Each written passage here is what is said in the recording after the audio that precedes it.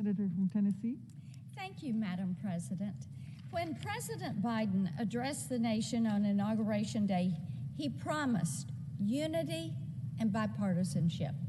It was a big part of his inaugural address, and so far, the Democrats here in Washington are not living up to that promise.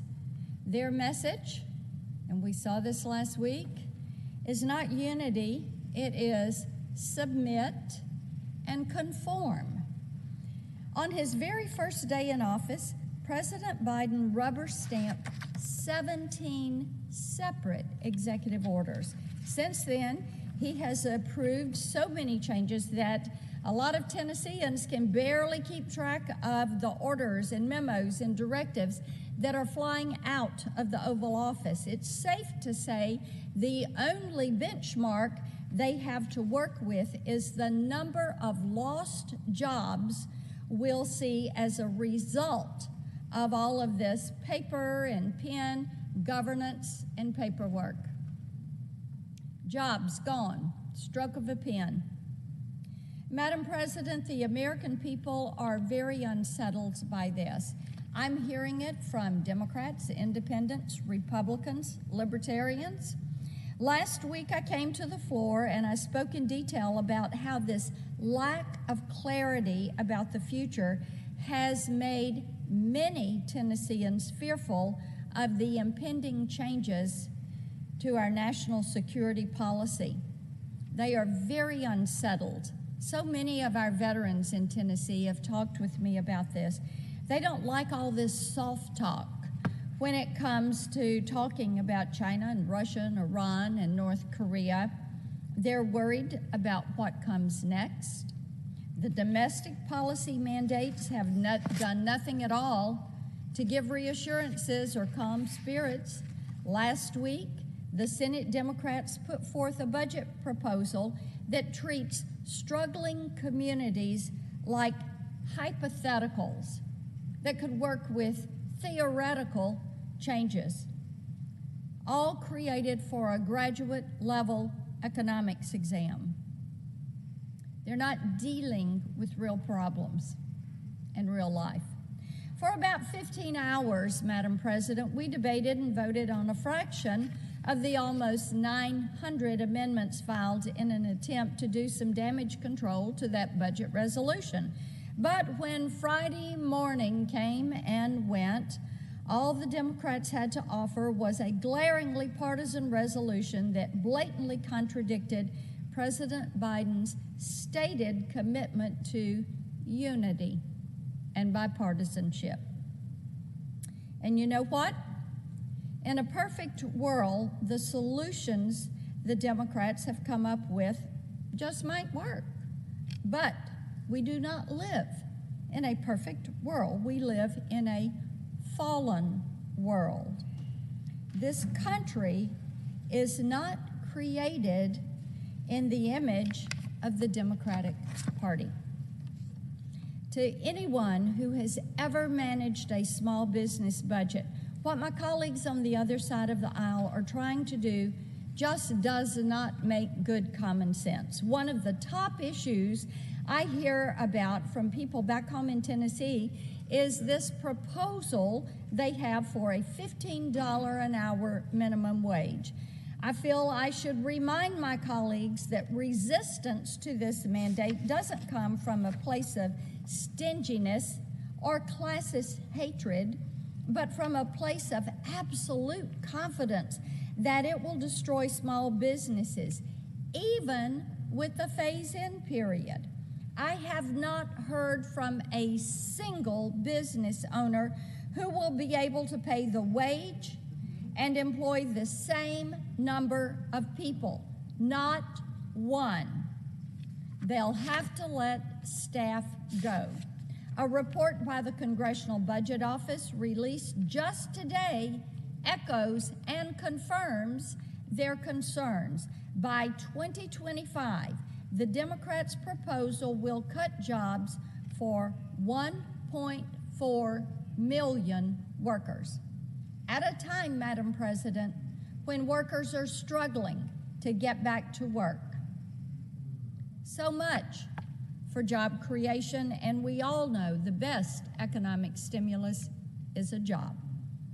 Just 6 weeks ago, Congress passed a $900 billion COVID relief package. Very little of that money has been spent, and yet Democrats and the White House continue to demand trillions, that's right, trillions, in overbroad spending that targets no specific problem and has no actual bipartisan support. If that's not bad enough, billions of dollars from last year's bipartisan relief packages, all 5 of them, also remain unobligated. So we're $3.6 trillion in spending, and they're wanting another $1.9 trillion with little idea of the effect that remaining unobligated funding will have on the economy. But still, the data shows that what has been spent already has made a difference and will continue to do so. Relief should be timely. It should be targeted. It should be temporary. Those that need the help should get the help. But we do not need overbroad spending. The Congressional Budget Office released another report just over a week ago showing that if we leave the laws governing how we tax and spend alone, leave them alone on the books, in force, the GDP will continue to rise and the economy will get back to its pre-pandemic health without Congress authorizing one more penny in relief spending. So, the American people want to know why. Why are the Democrats claiming that the only solution to our present crisis is to spend as much as possible, as quickly as possible, without considering which sectors of the economy actually need the help, which families need help, which individuals need help? What we do know is what we saw in 2009 and 10 and 11 and 12 and 13 and 14 and 15 is that if you get in here and overspend without targeting, without direction, you slow the recovery. We know that. We watched it. We lived through it. They're going to need a better answer than because we say so, because this is what we're going to do, because the people understand that the federal deficit was historically large even before the pandemic. They know how debt works and that a big deficit means more of that federal debt. They also know that who holds that debt matters, and that we're beholden right now to China, to OPEC, for trillions of dollars in that debt. Scale that down for a minute. When that same thing happens to one of these small businesses, when they max their credit line, if they fall behind in their payroll, they can't plan for the future, they can't plan for emergencies, and they can't invest in their own success. The same concepts apply to the federal budget. You cannot tax and spend your way to prosperity. You have to have economic growth. So I ask my colleagues, why are you making decisions that are going to slow the recovery and slow the economic growth? The Democrats' approach to planning for the future might sound good in theory. It might sound good in hypotheticals, but real-life economics, it's not it. Future pandemics are not. The need to innovate and stay competitive in the warfighting domain is not. Those are real-life issues. The Democrats have been so aggressive this past couple of weeks, and President Biden, and taking out the eraser and trying to erase 4 years of productive policy that benefited millions of Americans.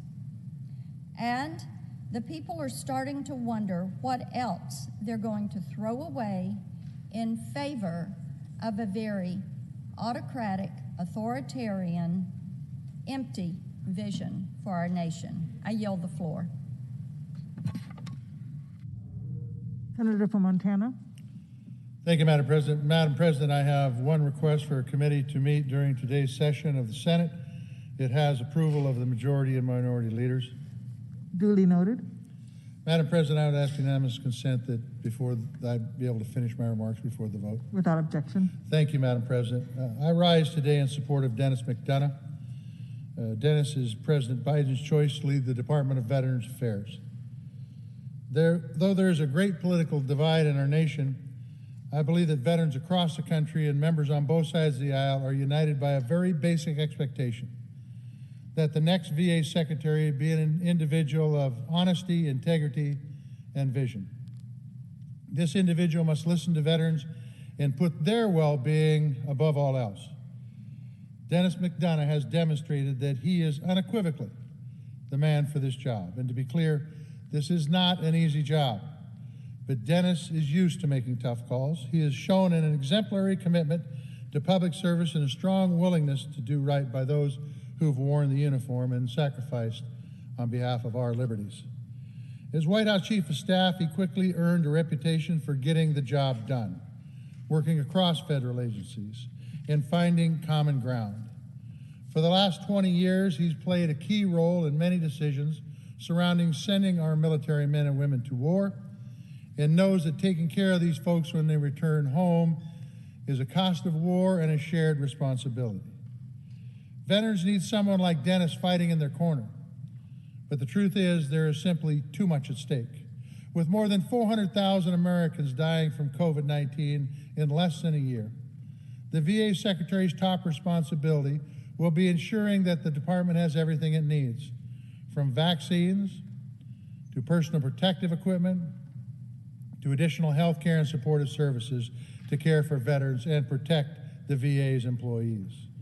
And he will be held accountable when it comes to swiftly implementing a number of historic reforms, from the John Scott Hannon's Veterans Mental Health Improvement Act, a bill that is out-of-box thinking to help our veterans and the mental health challenges and suicides that have resulted, to the Deborah Sampson Act, an act to help the largest or the fastest growing group of veterans, our women veterans, have access to care, to the expansion of presumptive coverage for thousands of additional Vietnam veterans exposed to Agent Orange, and overdue coverage for our Vietnam veterans. Not to mention a myriad of other critical priorities that have been in the works for years and need serious attention, such as the Caregivers Program and the Electronic Health Records Modernization effort. But Dennis is fully prepared to take on these responsibilities. He's ready to build the trust of our nation's service members, veterans, and their families, and treat them with the respect that they have earned. Now more than ever, veterans need a strong leader who will prioritize delivering timely and quality health care and benefits over making political points. I am confident that as VA Secretary, Dennis will be squarely focused on serving these needs. I ask my colleagues to join me today in confirming him to this role, where I have no doubt that he will be successful. Our nation's veterans are counting on us.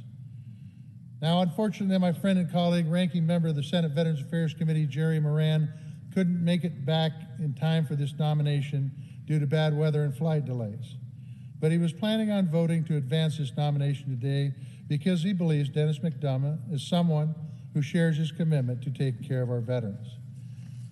I have Jerry's statement here. I would ask unanimous consent that it would be added to the record. Without objection.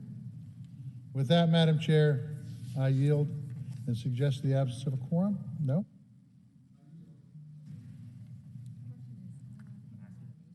The question is on the nomination. Yes. Is there a sufficient second? There appears to be. The clerk will call the roll. Ms. Baldwin, Mr. Barrasso, Mr. Bennett, Mrs. Blackburn, Mr. Blumenthal, Mr. Blunt, Mr. Booker,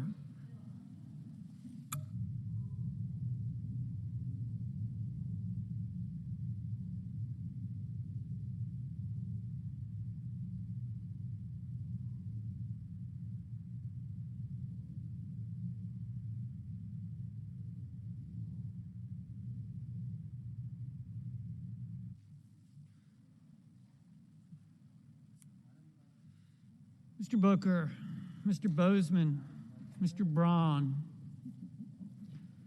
Mr. Brown, Mr. Burr, Ms. Cantwell, Mrs. Capito, Mr. Carden, Mr. Carper, Mr. Casey,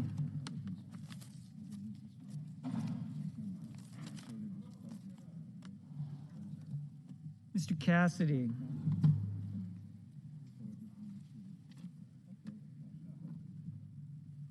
Ms. Collins, Mr. Coons, Mr. Cornyn, Ms. Cortez Masto, Mr. Cotton, Mr. Kramer, Mr. Crapo, Mr. Cruz, Mr. Daines, Ms. Duckworth, Mr. Durbin, Ms. Ernst, Mrs. Feinstein, Mrs. Fisher, Mrs. Gillibrand, Mr. Graham, Mr. Grassley, Mr. Haggerty, Ms. Hassan, Mr. Hawley, Mr. Heinrich, Mr. Hickenlooper, Ms. Hirono, Mr. Hoven, Mrs. Hyde-Smith, Mr. Inhofe,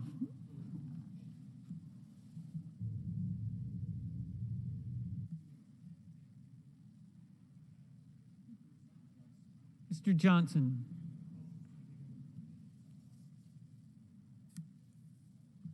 Mr. Kane, Mr. Kelly, Mr. Kennedy, Mr. King, Ms. Klobuchar,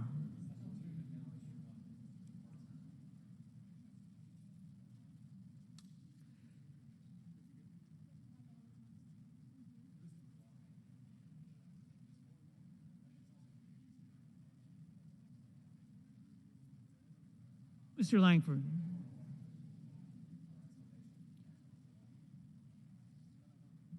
Mr. Leahy,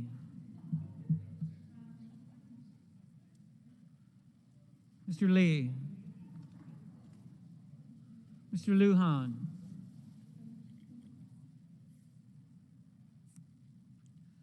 Ms. Lummis,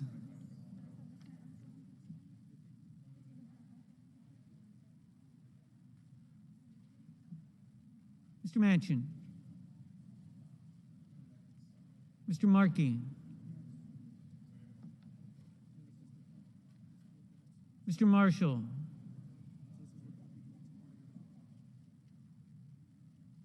Mr. McConnell,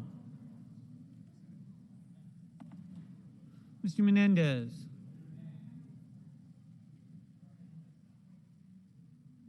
Mr. Merkley,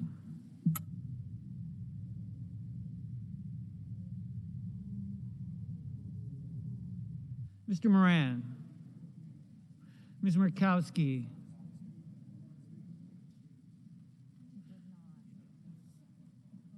Mr. Murphy,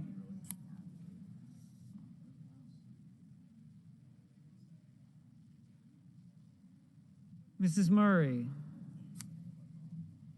Mr. Ossoff,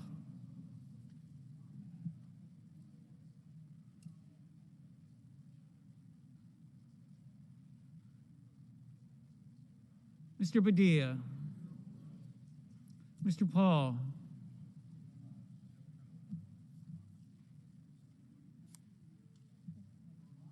Mr. Peters, Mr. Portman, Mr. Reed, Mr. Risch,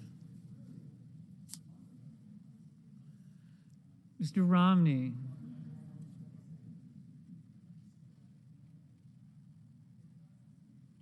Ms. Rosen,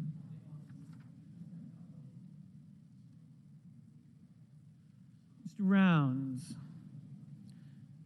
Mr. Rubio, Mr. Sanders, Mr. Sass, Mr. Schatz, Mr. Schumer, Mr. Scott of Florida, Mr. Scott of South Carolina, Mrs. Shaheen,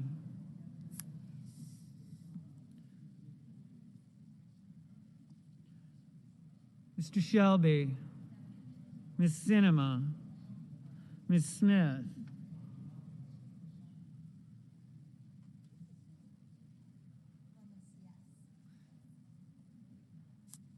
Ms. Stabenow, Mr. Sullivan, Mr. Tester, Mr. Thune, Mr. Tillis, Mr. Toomey, Mr. Tuberville,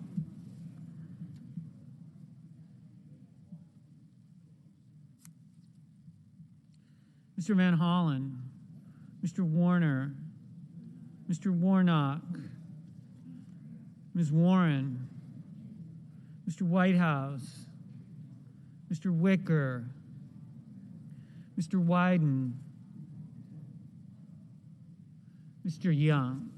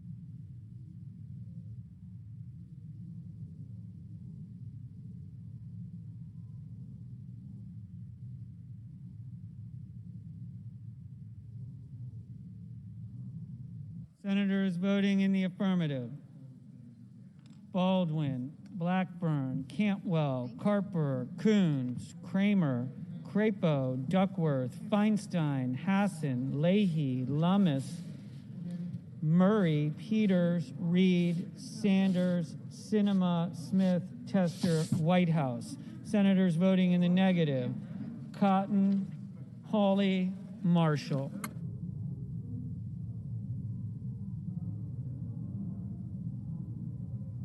Mr. Bennett. Mr. Bennett. Aye. Mr. Lujan. Mr. Lujan. Aye.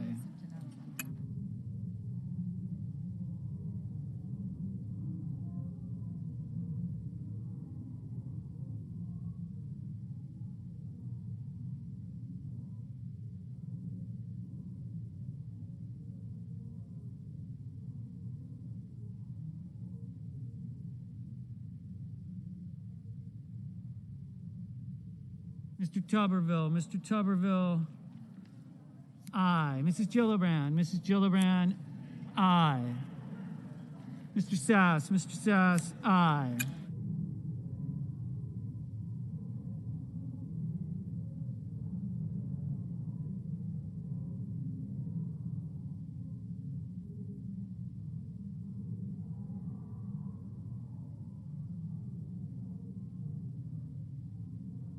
Mr. Padilla. Mr. Padilla. Aye.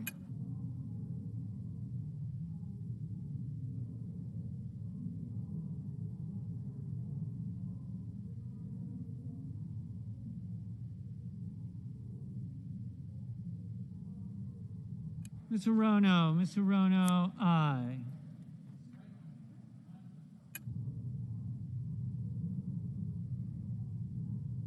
Mr. Ossoff. Mr. Ossoff. Aye.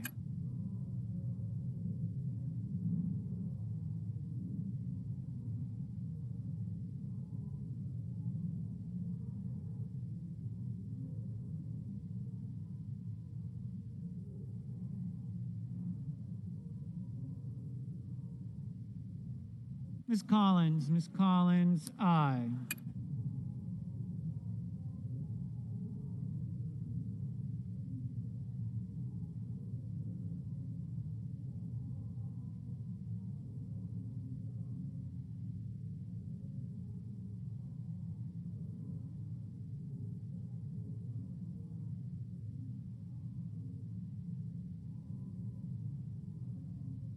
Mr. Van Hollen. Mr. Van Hollen, aye. Mr. Rounds. Mr. Rounds, aye.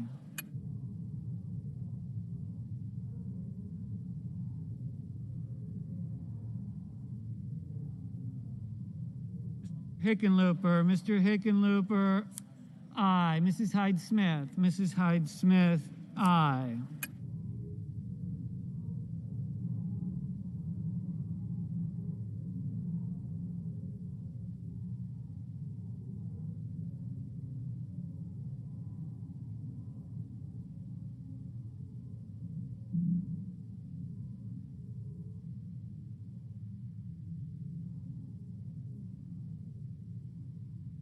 Ms. Cortez Masto. Ms. Cortez Masto, aye.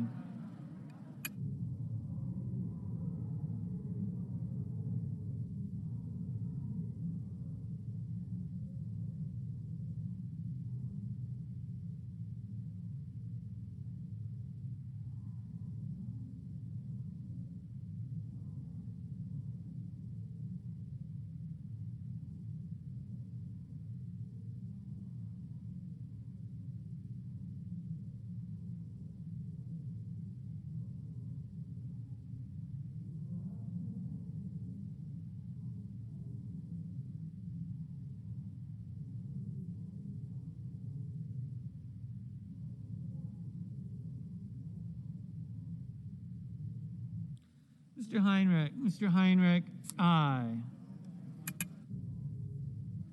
Mr. King. Mr. King, aye.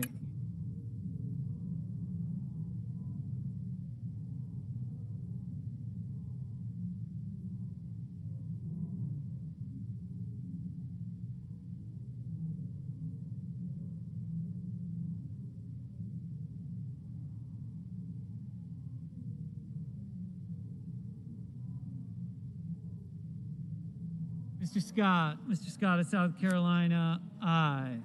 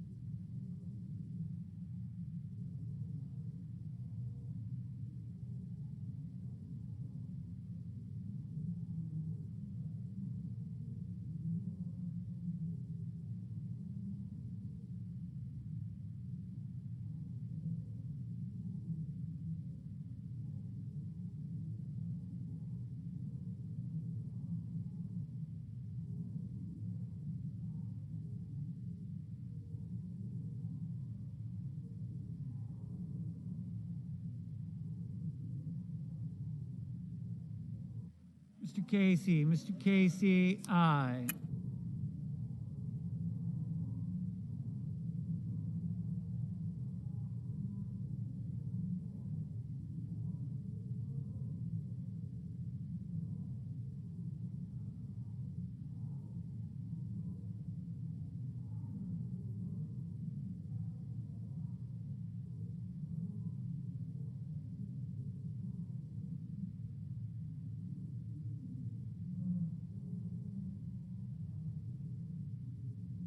Mr.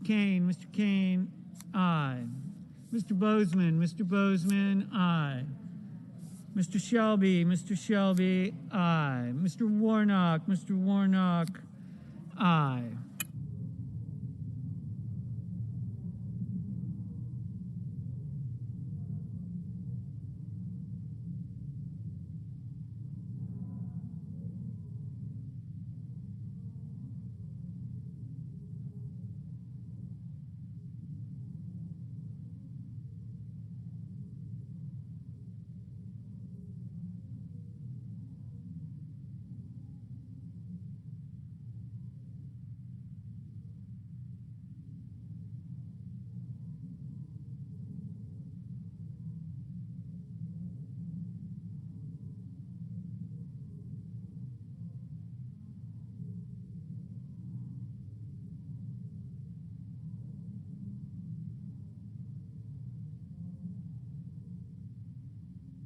Mrs. Shaheen, aye.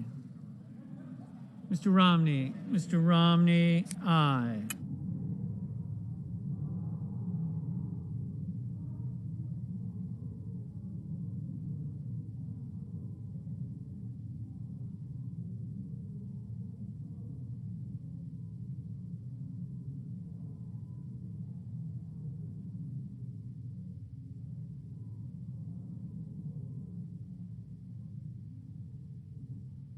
Mr. Risch, aye.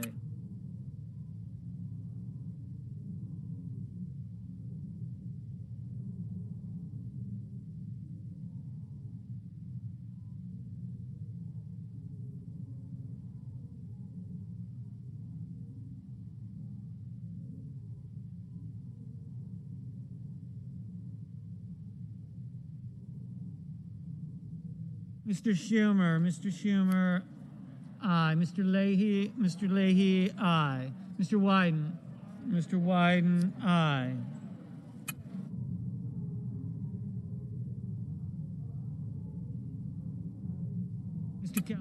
Mr. Kelly, aye.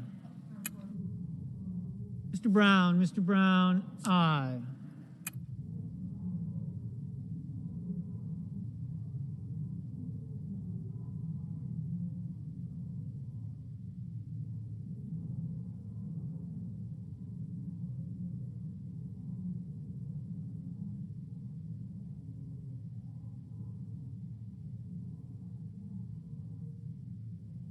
Mr. Durbin, aye. Mr. Cardin, aye.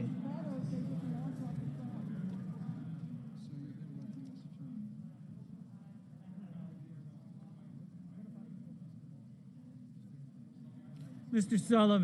Sullivan, aye. Mr. Lee, aye.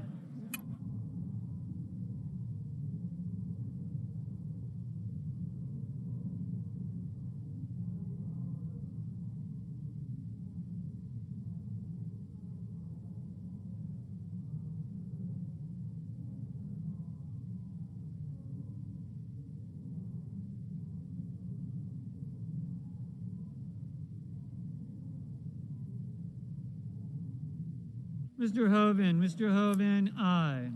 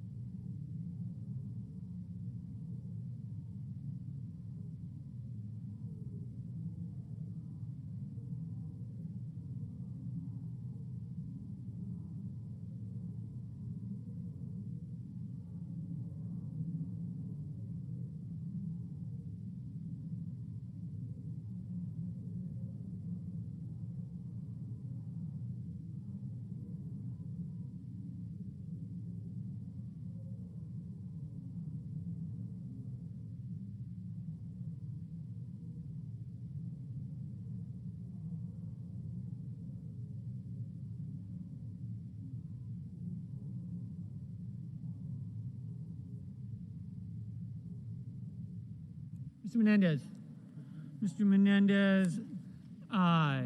Mr. Haggerty, no. Mr. Langford, aye. Ms. Rosen, aye.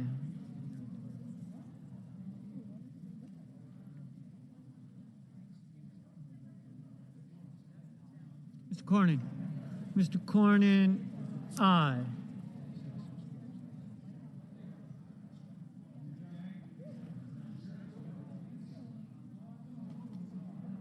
Mr. Merkley, aye. Mr. Booker, aye. Ms. Ernst, no.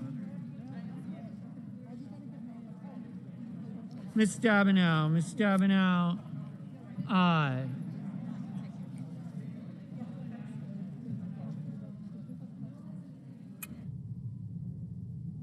Mr. Wicker, aye.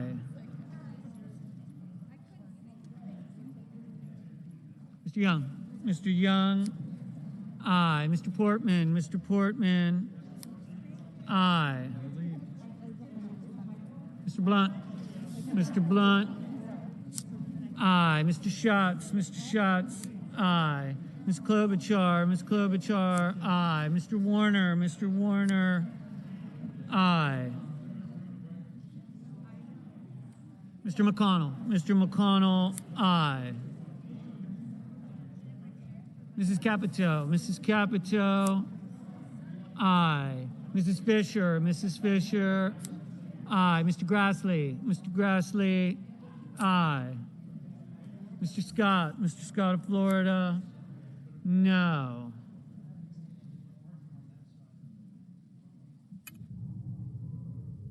Mr. Johnson, aye. Mr. Braun, aye. Mr. Cassidy, aye. Ms. Murkowski, aye. Mr. Murphy, aye.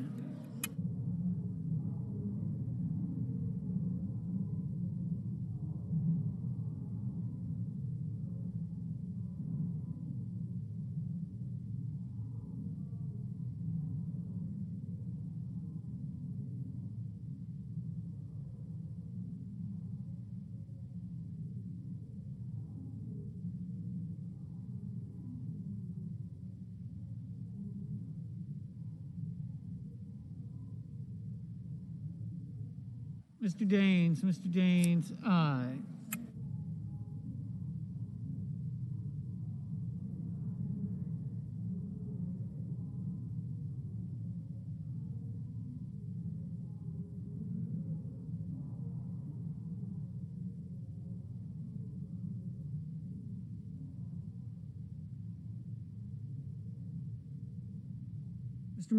Mr. Markey, aye.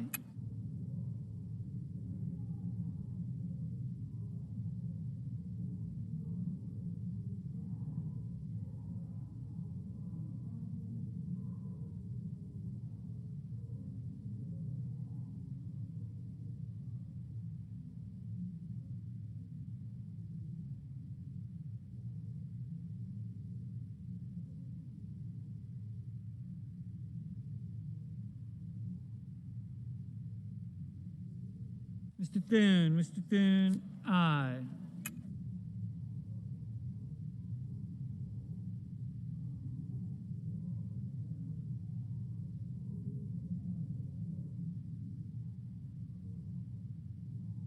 Ms. Warren, aye.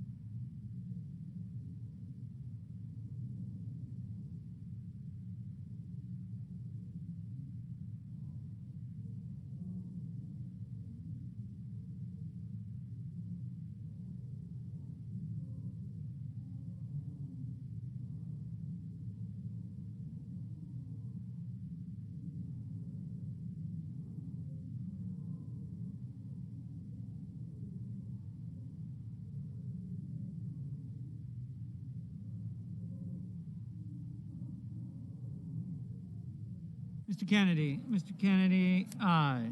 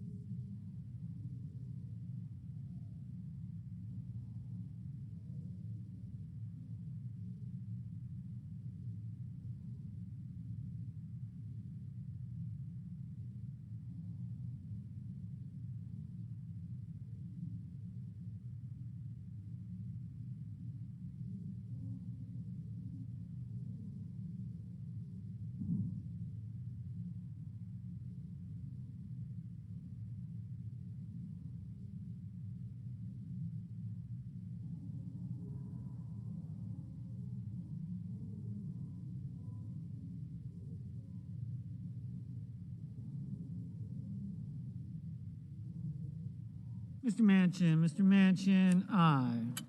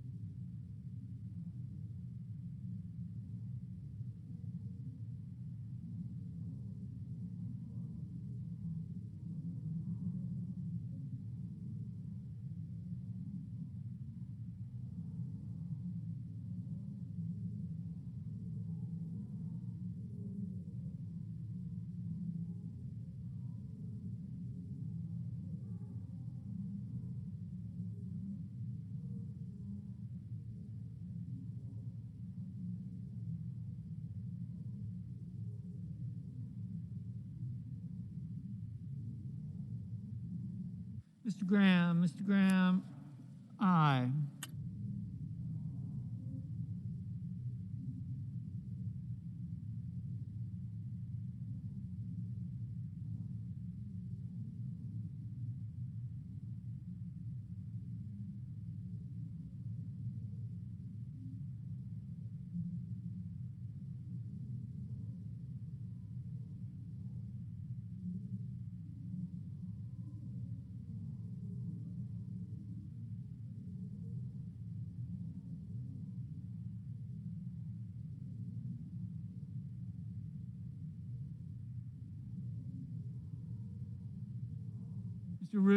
Mr. Rubio, aye.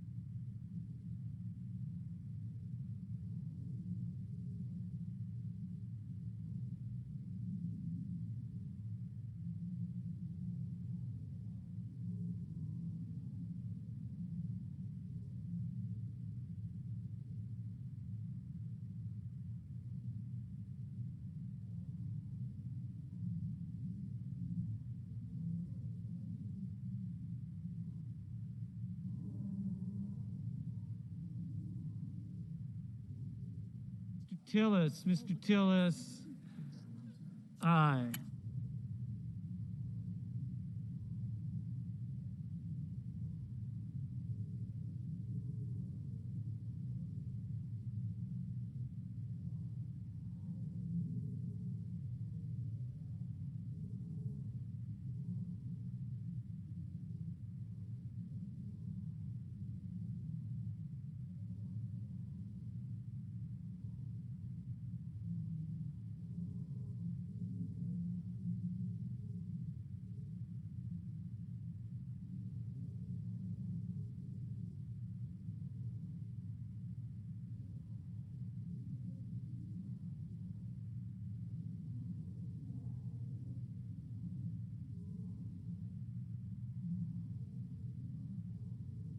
Mr. Blumenthal. Mr. Blumenthal, aye.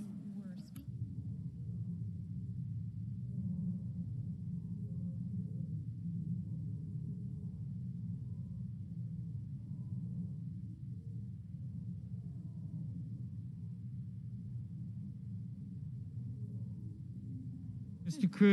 Cruz, no.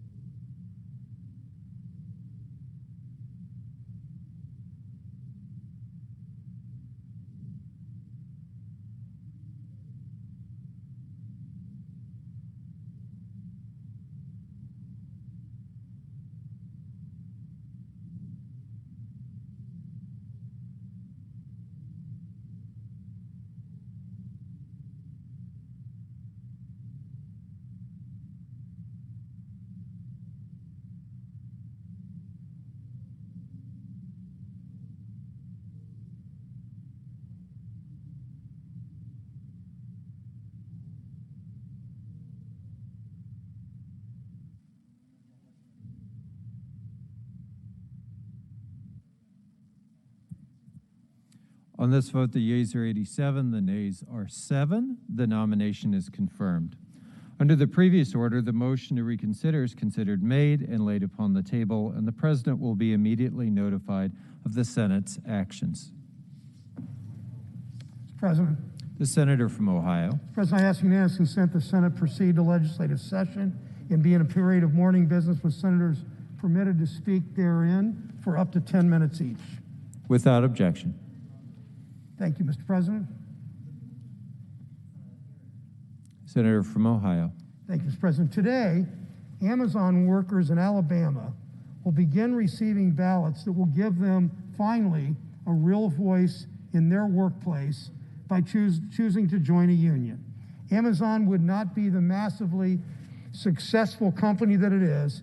Jeff Bezos wouldn't be a multi-billionaire without the hard work and the dedication of its hundreds of thousands of U.S. workers. They put in long hours, they risked their own health during this pandemic to meet the increased demand that we all know.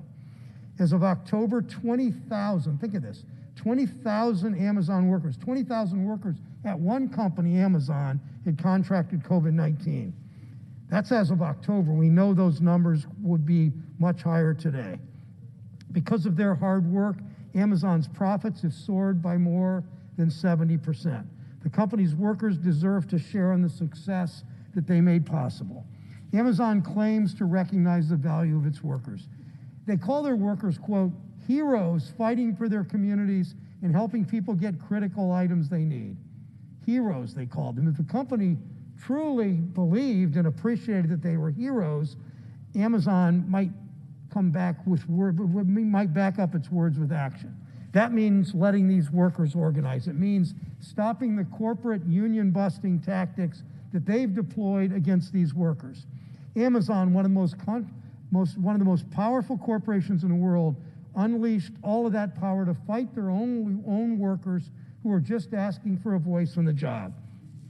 They've harassed employees with anti-union propaganda, misleading text messages, websites, flyers. One Washington Post headline really said it all.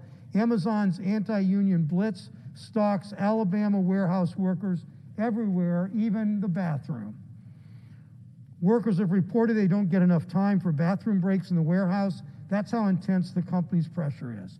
When they're able to use the restroom, even there, workers are hit with anti-union propaganda flyers on the stall doors. Amazon has repeatedly tried to block mail-in voting and force workers to hold the union election in person, putting its workers, remember, 20,000 already been diagnosed back in October, putting its workers' health at even more risk just to suppress the vote. It's all part of a pattern for Amazon. In 2019, Amazon fired a Staten Island warehouse worker who called for unionization. They monitor employees' online communications. Last fall, we learned the company planned to spend hundreds of thousands of dollars on new software to monitor, their words, threats like unions.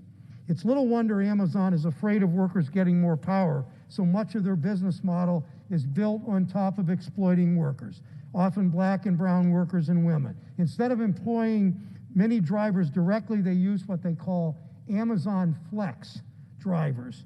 Just like with other gig economy jobs, Flex is corporate PR speak for denying workers their rights as full employees. They failed to provide complete data on COVID-19 spread in the workplace, so we really can't find out whether the company is protecting its workers' health. Amazon rolled back its tiny $2 per hour pandemic raise in June. It announced a $2 an hour bonus pandemic raise with great fanfare many months ago. Then they rolled it back in June, and then they announced a one-time bonus of $300 per worker, not $3,000 per worker, $300 a worker, from a company that brought in $200 billion in revenue the previous year. 280 billion, 280,000 million, $280 billion in revenue. They gave workers a bonus of $300. And Amazon's not alone. The Washington Post looked at the 50 biggest corporations and found that between April and September, these companies handed out more than $240 billion to their stockholders through stock buybacks and dividends. Companies like that are making more and more and more money. They're giving it back to executives and stockholders in huge dividends and stock buybacks, yet their workers are exposed to these health hazards at work, exposed to this virus. They come home always anxious and scared about infecting their families. The workers risk their own health, often at rock bottom wages, to make those companies so profitable. If even a global pandemic where America's workers have been on the front line, if even that will not get corporations to rethink their business model that treats workers as expendable, then we have to give workers more power in the job. A grocery store worker said, you know, they say I'm essential, but really I feel expendable because they don't pay me much and they don't protect me in the job. So what do? It should mean collective bargaining. It should mean unions. It's why I joined Senator Murray and many of my colleagues last week to reintroduce the Protecting the Right to Organize Act, the PRO Act. It's a comprehensive overhaul of our labor laws, protect workers' right to stand together and bargain for fair wages, fair benefits, safer workplaces. We know corporations have attacked and undermined worker protections for decades, made it harder and harder for workers to even stand a chance at organizing a union when they choose to. And look what's happened to our economy. As corporations take away workers' power, productivity goes up, corporate profits soar, executive compensation explodes through the roof, but wages stay flat and the middle class shrinks. Just go over that again. Corporate profits, workers' productivity goes up. Workers are working harder and more efficiently. Productivity goes up. Corporate profits soar, executive compensation explodes, but wages stay flat and the middle class shrinks.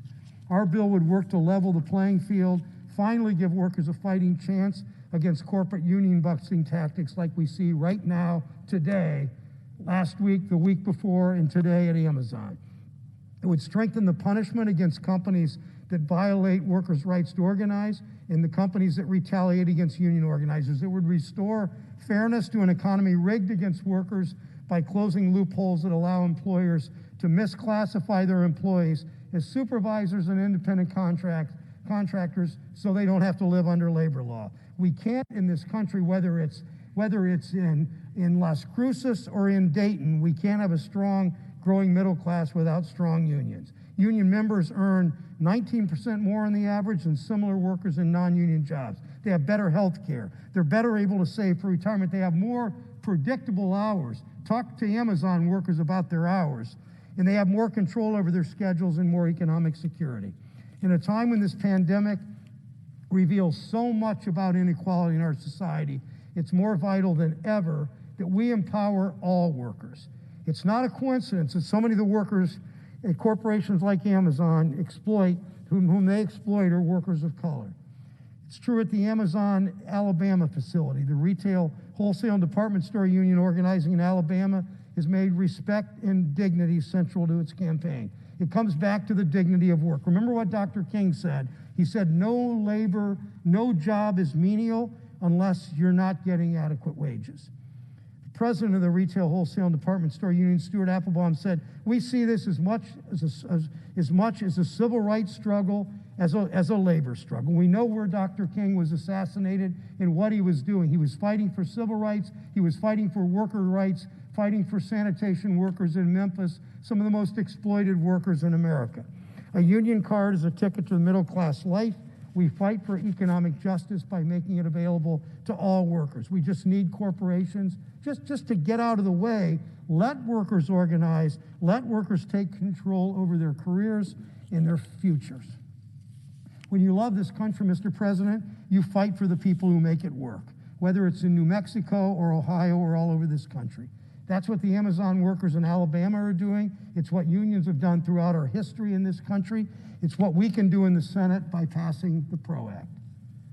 Mr. President, I yield the floor.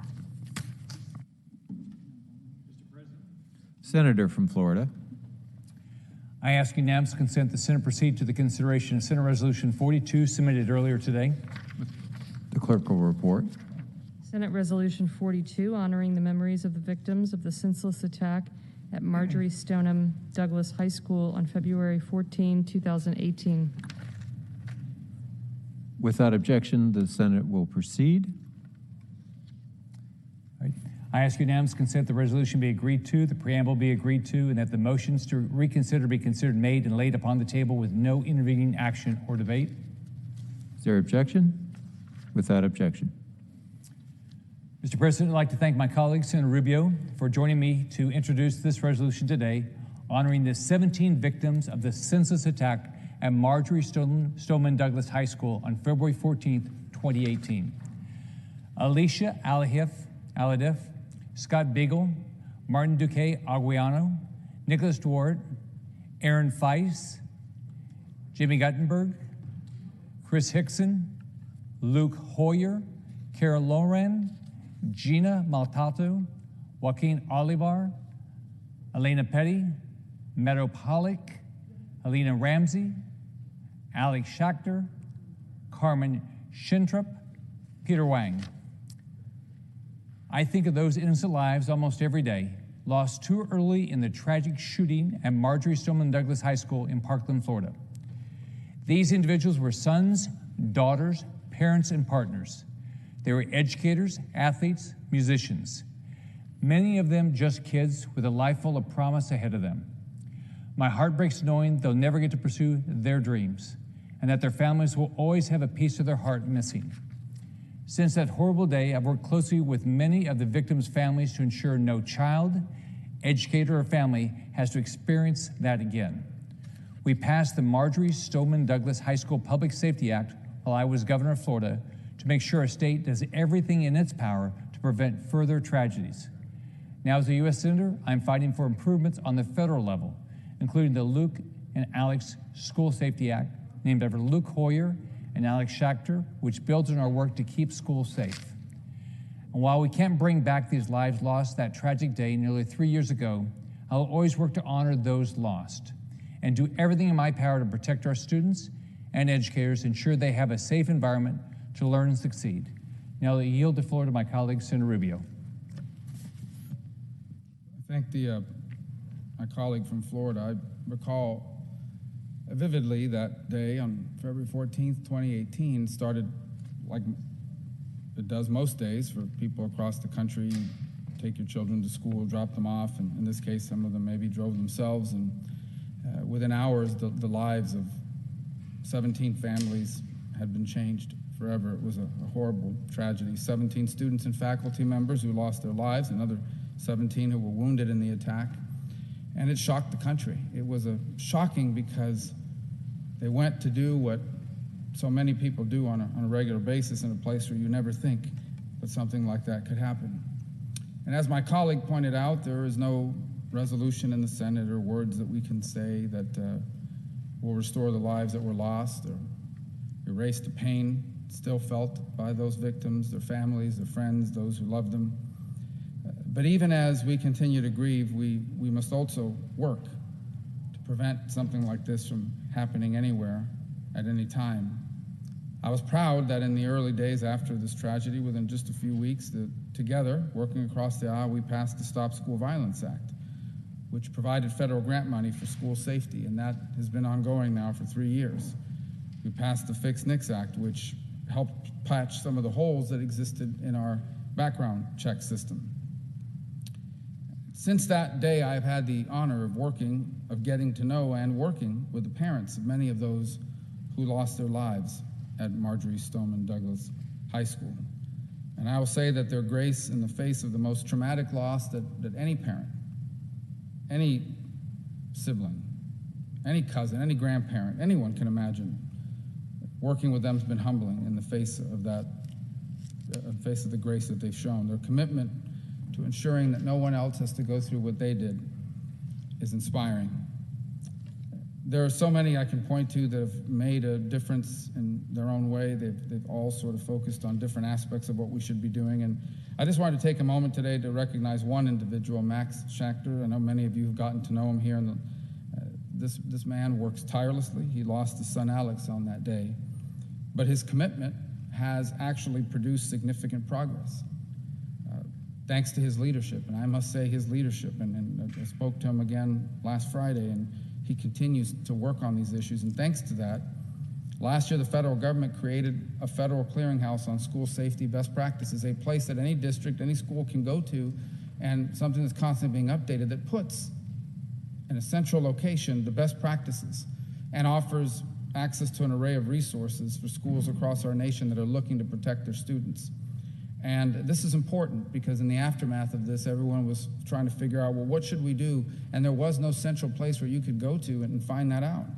And recently, as my colleague from Florida just pointed out, I, along with my colleague from Florida and Senator Ron Johnson, we reintroduced the Luke and Alex School Safety Act, named partially after his son Max, which would make this clearinghouse permanent. It was put in place by the agency, but this would make it permanent. And I just think of parents like Max who've poured so much of their own lives into this work and continue to do so, and he's always churning out new ideas. We spoke this last Friday about data that's now available that a lot of people don't even know is there. Data that shows you which schools are having suspensions, which schools are having fights, which schools are having arrests and violence, as a way of finding anomalies in the data. I mean, he's constantly not just become a subject matter expert through this tragedy, but is constantly looking for improvements that can be not just done in Florida, but across the country, and he's tireless all across the country. There's something else we took that was successful in Florida, and that today we've reintroduced, along with Senator Reid and Senator King and my colleague, and that is from Florida, and that is reintroducing the Extreme Risk Protection Order and Violence Prevention Act to encourage the passing of these laws that allow you to identify someone who is a danger to themselves or others, go to a court, provide them due process, and potentially prevent a suicide or a senseless act like what we saw on that day 3 years ago. And what this bill would not mandate it, but it would dedicate Department of Justice funds to incentivize more states to adopt similar measures. It will encourage the rest of the country to follow the lead in Florida and to save lives. We know it's prevented suicides, and we know it's prevented potential attacks in Florida and in the states where it's been implemented. And we can't force more states to do it, but we can try to incentivize it. And so it's my hope and my prayer that as we continue to work together, that we can achieve this and other things, so that no family, so that no community, no state, no one will ever have to go through what the incredible families of Parkland endured on that day and in the 3 years that have followed. And so today, as we remember the lives that were lost, let us pledge to honor them by continuing to move forward towards safer and more secure schools and communities in our work here. Mr. President, I yield the floor. President. Senator from Illinois. Mr. President, I was just noting that the Senate chamber has been rearranged because tomorrow we commence the impeachment trial, the second impeachment of Donald Trump. In the center of the well is a podium and microphone where the attorneys representing the House managers who voted the impeachment resolution will stand to make their case a few hours after we commence the trial. The president's defenders will have the same opportunity. They'll be standing in a spot that is literally 4 or 5 feet away from a location still fresh in my mind. It was there, right in the center of the aisle, between the majority and minority leader of the Senate on January 6th, when 2 men appeared that I'd never seen before in plain clothes and stood in the center of the well holding automatic weapons. It was just minutes after the vice president had been removed from the chair where you're sitting, whisked off the floor of the Senate by Secret Service, I imagine. He was pulled off the floor. It wasn't a follow me, Mr. Vice President. They pulled him off the floor. That was at 2:15. Within a few minutes, the mob, which had invaded the United States Capitol, was on the march on its way toward this chamber where most of us were sitting, having dealt with our constitutional responsibility of counting the electoral vote. I remember when they interrupted the quorum call they were conducting for one of the Capitol policemen to stand before us and say, everyone stay in your seats. We're going to bring in all the staffers. They're going to line the walls. We're going to lock all the doors. This will be the safe room in the Capitol. Couldn't have been more than 10 or 15 minutes later than the same policeman said, everybody out now. The mob had come through the Capitol, through the rotunda, was now on the Senate side of the building within easy reach of 100 senators. And so we filed out the back door and down a staircase over to the tunnels and down to the Hart building, hoping we'd escape them. I watched through the window as I went down the steps and saw all of the flags coming up toward the Capitol. American flags, Trump flags, flags I didn't recognize. All the people coming up here. We know what happened later that same day.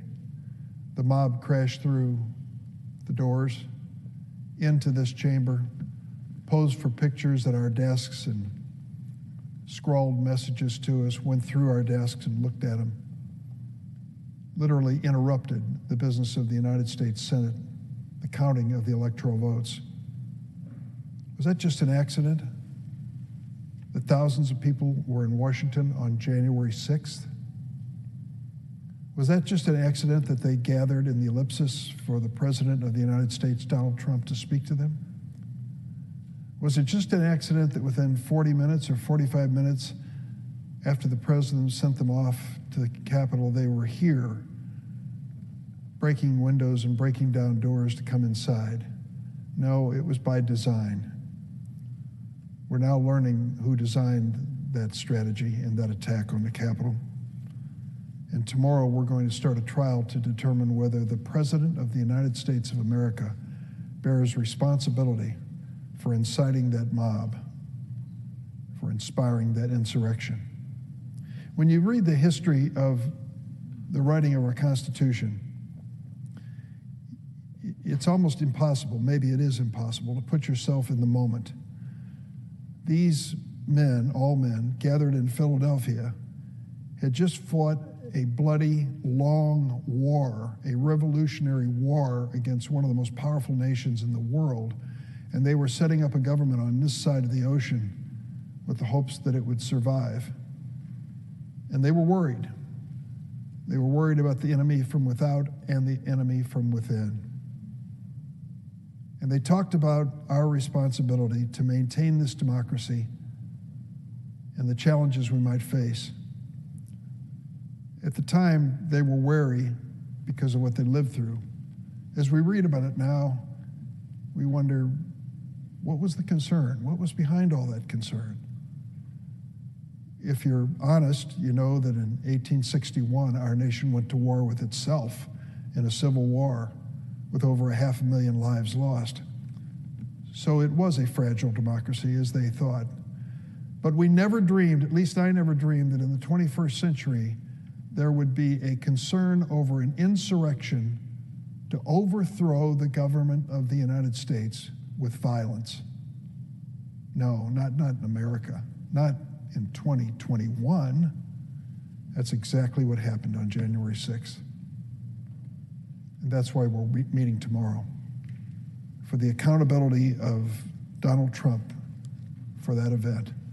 Now, there are people who have told us we should get over it. Get over it. He's gone. Why do you keep talking about Donald Trump? Let him ride off into the sunset, as one fellow shouted at me at the airport a few weeks ago. Why would you want to keep reminding us of our differences and divisions? Well, I think the answer is pretty obvious. We can't reach real unity in America until we deal with the reality of America as Donald Trump left it. And January 6th was a classic illustration. There's one other image I share in my thinking about this trial. When I hear former UN Ambassador Nikki Haley, the former governor of South Carolina, say, "Get over it," to the Democrats, I think of that solemn scene in the Capitol Rotunda last week as we honored Capitol Hill policeman Brian Sicknick, who was murdered by that mob. I spoke to his mom and dad afterwards. He always wanted to be a police officer. He'd served in the Air Force, but he wanted to be a police officer. And his mom said, "We thought of all places for him to be a police officer, the safest had to be the United States Capitol building." And she lost her son to that murderous mob. I can't get over that. I'm sure his family will never get over it. And if we can't give an honest answer to the American people of what happened and who was responsible for it, shame on us. America came close to losing this democracy on January 6th. For this president's design was to make sure that an election didn't count, that November 3rd was ignored. What happened on January 6th was an attempted coup. Make no mistake. As others have pointed out, an attempted coup that is not punished is a trial run for the next time. Over the 4 years of his presidency, someone decided to take account of the many times that the president lied to the American people. They were in the thousands. Many of his lies were attempts to discredit anyone or any institution that stood in his way. It's an old trick straight out of the authoritarian handbook. Tell so many lies that people can no longer tell fact from fiction. His last and most damaging lie was over and over, he repeated to the American people, they stole the election. They rigged the election. Donald Trump's apologists will come to the floor of the Senate in the next few days and say that he had a First Amendment right to say whatever he wanted, whether it was the truth or not. But no one, not even the president, has a First Amendment right to incite an insurrection against this government. That's not a right, it's a crime, a high crime. When he first ran for president in 2016, Donald Trump said the only way he could lose is if the election were stolen. 4 years later, he tweeted the lie of the stolen election so many times at his rallies. When he lost, he tried to convince the courts. He went to 60 different courts, pleading that the election had been rigged and stolen. They laughed him out of the court every time. He tried to bully officials in swing states and members of his own administration. On January 2nd, a day as Americans were dying of COVID-19, Donald Trump was on the telephone to the Republican Secretary of State of Georgia, spending more than an hour pleading and threatening him to somehow find the votes to overturn that state's votes in the presidential election. Trump failed. The Republican Secretary of State refused his request, was not intimidated by his threats, and had the foresight to tape record the conversation so there could be no denial. For weeks before January 6th, Donald Trump exhorted his followers to come to Washington on the day that Congress would assemble to certify state electoral votes. He knew that his extremist followers were waiting for their signals and their orders. Over the summer, when armed extremists stormed and occupied state capitals demanding an end to COVID safety instructions, Donald Trump cheered them on. On January 6th, he whipped them into a frenzy just a few short miles from here. He spoke for more than an hour on that rally at the Ellipse. This is some of what he said, and I quote Donald Trump to the mob on its way to the Capitol. "We will never give up," he said. "We will never concede. It doesn't happen." And then he said, "We won this election. We won it by a landslide. This was not a close election." Then he spoke of his vice president, and he said, "I hope Mike is doing the right thing. I hope so. I hope so, because if Mike Pence does the right thing, we win the election. All vice president has to do is send it back to the states to recertify, and we become president, and you are the happiest people." And then he said, "We have to fight like hell," Donald Trump said to that crowd before they made it up to the Capitol. "If you don't fight like hell, you're not going to have a country anymore," Donald Trump said. "Our exciting adventures and boldest endeavors have not yet begun. We're going to the Capitol. We're going to try and give the Republicans the kind of pride and boldness they need to take back our country." Donald Trump wasn't shocked at what happened next. The crowd followed orders. He was excited. According to reports, he ignored pleas from the White House, who begged him, people around him begged him to do something to calm the mob before they got to the Capitol. At 2:11 p.m., the mob smashed through the doors and windows, began pouring into this building. 13 minutes later, while the mob chanted, "Hang Mike Pence," Donald Trump tweeted, "Mike Pence didn't have the courage to do what should have been done to protect our country, giving states a chance to certify a corrected set of facts. The USA demands the truth." At 6:01 p.m., Donald Trump again tweeted to the mob 4 hours after they'd broken into this building. Here's what he said: "These are the things and events that happen when a sacred landslide election victory is unceremoniously and viciously stripped away from great patriots who have been badly and unfairly treated for so long. Go home with love and in peace." And he closed, "Remember this day forever." I will. Those of us in this building at the moment will. Brian Sicknick's family will. Now nearly all of our Republican colleagues tell us it's time to move on. Forget about it. Forget the authoritarian president with his contempt for democracy that summoned this mob. Forget the failed coup without accountability. Just move on. Polls show that the majority of Republican voters in America believe Donald Trump's lie. They still believe him, even after it's been rejected by local and state election officials of both parties. That's why the Senate is proceeding to the second impeachment trial tomorrow. Donald Trump has gone from elected office, but the poison he injected in the national bloodstream remains and grows even more toxic.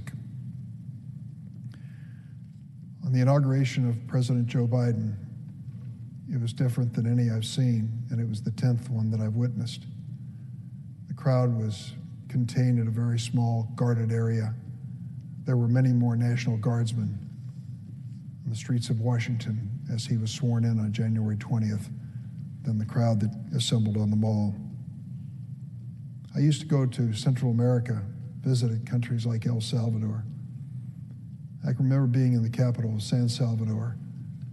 I was struck at the time by soldiers standing on the street corners with automatic weapons. And I thought, what kind of country can this be that soldiers will stand out just like a normal cop on the beat with automatic weapons? We've reached that point here in Washington. We've reached that point in the Senate chamber. It's a reminder of the fragility and vulnerability of our democracy. There's a great cost to what we've just been through, and we continue to incur it to keep this people in this Capitol safe and those who visit. But there's a deeper cost. Brian Sicknick is part of the cost of January 6th. He was proud to protect this Capitol, and he gave his life in doing it. Last Wednesday, Officer Sicknick's ashes were carried in a wooden box into the rotunda of the Capitol, where he laid in honor. The solemnity and hushed silence that greeted his return was made more painful by memories of how an aggrieved and angry mob had desecrated this building that he loved. Brian Sicknick paid for that hushed peace with his life. He's one in a long line of patriots who've given their lives over more than 240 years to protect this country. For his sake, for all those wounded on January 6th, and for the safety of our democracy, we have to put an end to Donald Trump's big lie once and for all, and look honestly at the culpability of the man who incited this mob to attack Congress, to attack the Constitution, and to attack our way of life. I yield the floor.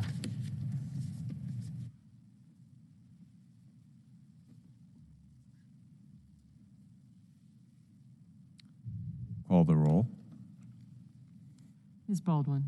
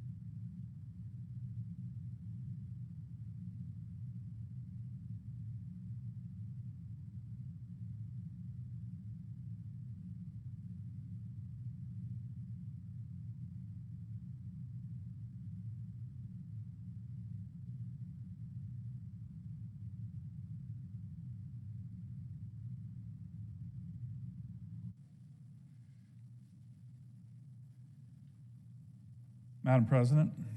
The senator from Alaska. Madam President, is the Senate in a quorum call? It is. Ask that the quorum call be eviscerated. Without objection. Madam President, as many of us know, our country is mourning the loss of a great man, a man who I believe was one of the greatest generation. Yesterday, we all received the sad news that George Shultz, Secretary Shultz, died in his home in California yesterday. He was 100 years old. Just celebrated his 100th birthday in December. He was a man of great intelligence, of courage, of integrity, exemplified service, was great about this nation and hope for our country, and not just for our country, but countries around the world. Democracy itself was something that this great American promoted. He leaves behind his wife Charlotte, 3 daughters, 2 sons, 11 grandchildren, 9 great-grandchildren. Of course, our prayers for his family are going out to all of them during this difficult time. Madam President, there are people who have lived history and there are people who have made history. Secretary Shultz made history. He lived a life in full, and he was always giving back to his country, to his fellow Americans. He was one of only 2, I believe, American citizens who held 4 different cabinet posts in the U.S. government. He was OMB director, Secretary of Labor, Secretary of the Treasury, and most importantly, Secretary of State for almost the entire 2 terms of President Reagan's tenure during some very perilous times in our country's history. As Secretary of State, there is no doubt that Secretary Shultz, along with President Reagan, did so much to win the Cold War, to bring down the Berlin Wall eventually, to successfully not just defeat in the Cold War the Soviet Union, but to foster the infrastructure of democracy around the globe.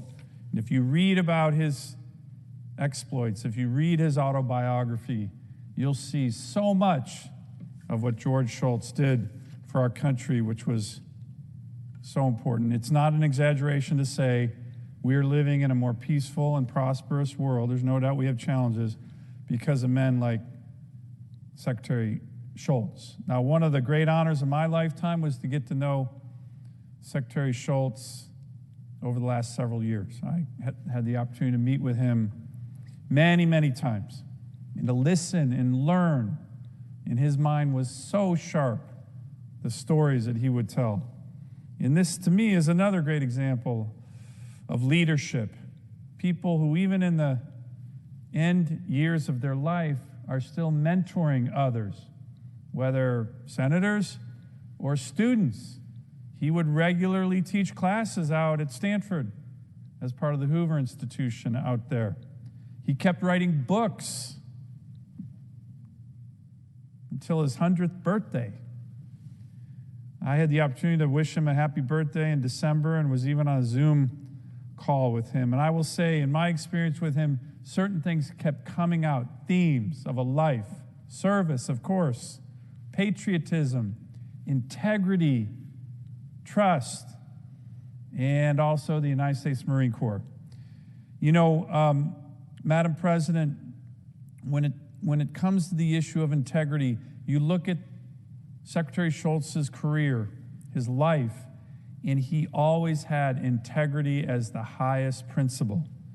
And he talked about that, not just integrity to do the right thing, which meant sometimes saying no. But he did this throughout his career. And then, at the very twilight of his career, he talked about not just integrity, but trust. And trust as the coin of the realm of a good life, of service. And as he was turning 100 in December, he put out a little pamphlet. It's right here. I read the whole thing. I encourage my colleagues to read it. Life and Learning After 100 Years. Trust is the Coin of the Realm. Reflections on Trust and Effective Relationships Across a New Hinge of History. George P. Schultz, December 13th, 2020.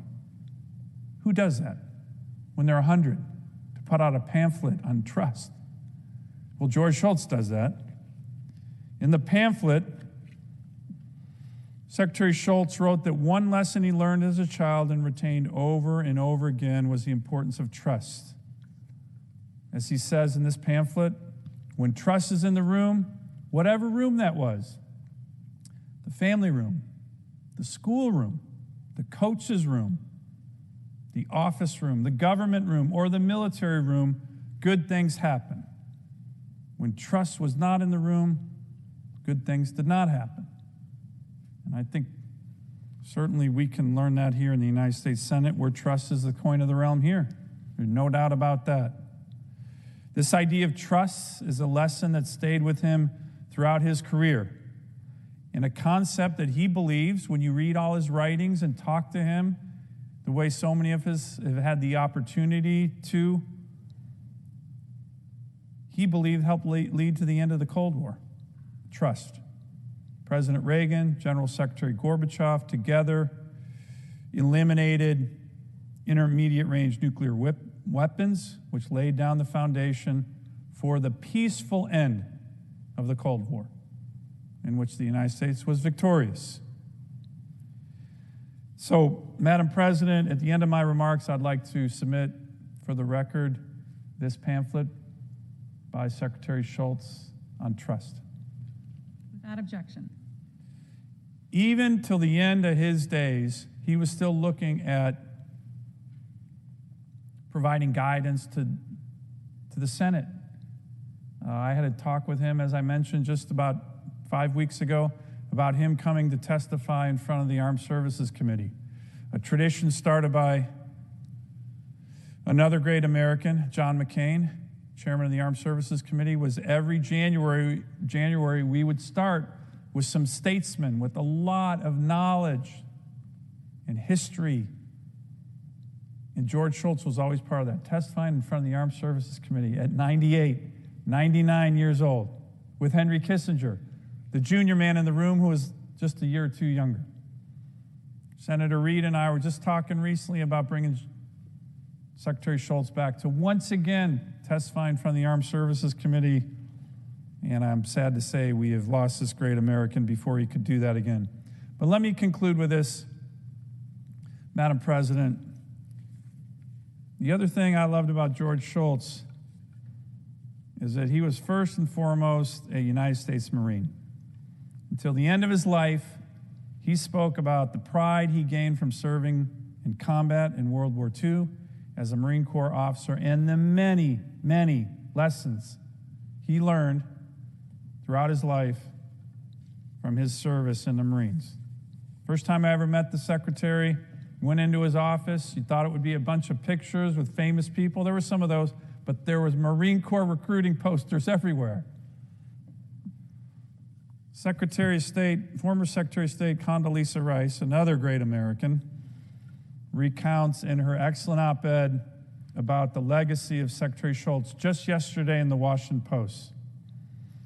And he told her that being Secretary of State was the best job in government when she got nominated to be Secretary of State. He called her to give her some advice. They were very good friends. He was a mentor of hers as well.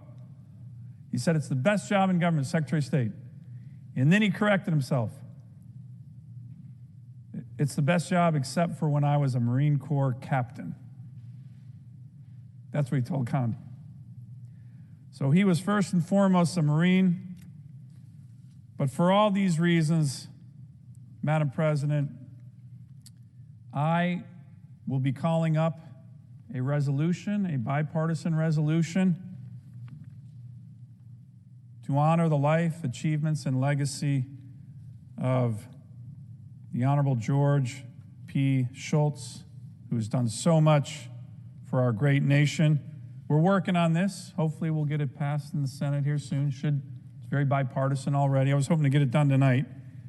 But when great Americans leave us, it's really important that we reflect and look on the life of service, commitment, patriotism, honor, courage, and learn from that. And even though he's gone after 100 years, I know I'm going to be learning from George Shultz for a long, long time. And I sure hope and I expect and certainly believe that my colleagues here in the United States Senate and our fellow Americans will be as well. I yield the floor.